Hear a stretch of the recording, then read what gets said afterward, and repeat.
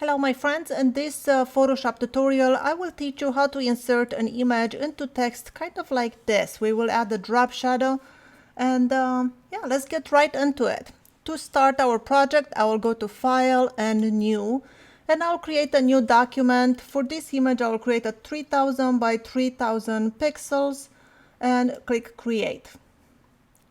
And now with our document open, go to your typing tool, which is right here on the left, click on the T, and we will just type in our word. I will just type love. With the love selected, I'll go to my selected tool and click on it to select it. I will go to my character window over here. If you do not see your character, then go to window and make sure character is checked on. So here I want to change my font. I want a nice bold font because, you know, we want to put an image in it, so we want to have more real estate for the, image. So I'll go with impact regular, and then I will move the size, make it a lot bigger. Let's see. I will go with something like that. And that looks good to me. Now looking at this text, I want to move the letters a lot closer together, and that is really easy to do. I will just click in between the letters. First, you have to make sure you have your T selected for typing, and then click in between letters, and then holding down Option key, you can use your left arrow to move your letters closer together. I'll let go of the Option, click in between these two letters now, click on Option again, and left arrow to merge those two together like that.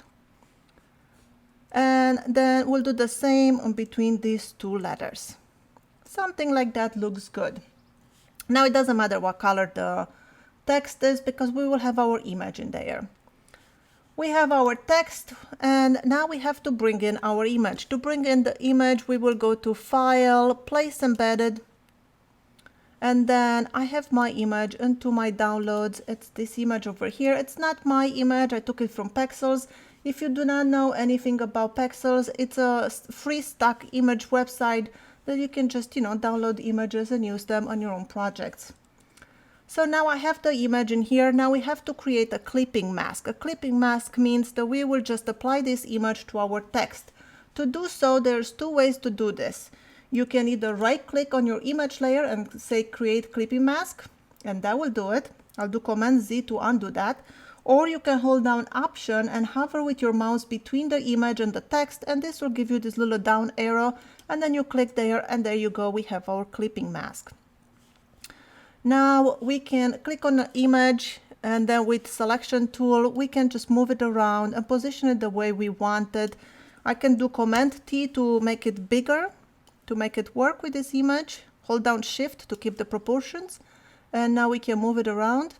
I do not like the way this white background goes in between here. I want to get this closer together, so I'll go back to my text and I will click between the, back to my text, I'm sorry. And then with the text selected, I will click in between the letters again, hold down Option, and with the arrows, I'll move them closer, and that looks better to me. I think I want to get the L and the O closer together just a little bit, and that is looking better. I'll go back to my image, and now with my move tool I just make sure I move it around until it looks right, and something like that looks good. Now we have our text, we have our image in it. We have to add the drop shadow. To add the drop shadow, double click onto your text layer. Make sure, let's go back. Make sure you don't click on the name, because if you double click on the name you will just give you the option to rename the layer, and that doesn't help us right now. You want to click on this gray portion over here in the layer, and this will open the layer style dialog. Once you have the layer style dialog, we have many options here that we can do, but the only one we're interested right now is drop shadow. So click on drop shadow. And now if you have a different color or you want to choose a different color shadow, you can click on this black and choose whatever color you want, even from the image if you want something like a teal shadow or whatever. But for shadow I think it makes more sense to keep it on black, so I will do so. Blending mode, I'll keep it on multiply. Opacity, I have it at 35, but somewhere around 35 to 50 will work just fine. This is the opacity of your shadow, by the way. You see this is 100 opacity. And then you can mess with distance, spread, size, just to make it, you know, the way you want it to look. I'm just gonna add a little bit of drop shadow over here. And also I want to work with the angle. This is the angle. You see I can move it around and this will position the shadow accordingly. The way to think of this angle is right now I have it positioned between like, I don't know, like 10 and 11. And that way you imagine if the sun is over here where 10 and 11 is, then the shadow will be on the opposite side. So that's the way I want my shadow to go for this image. Once you choose all the settings you like, then just click OK.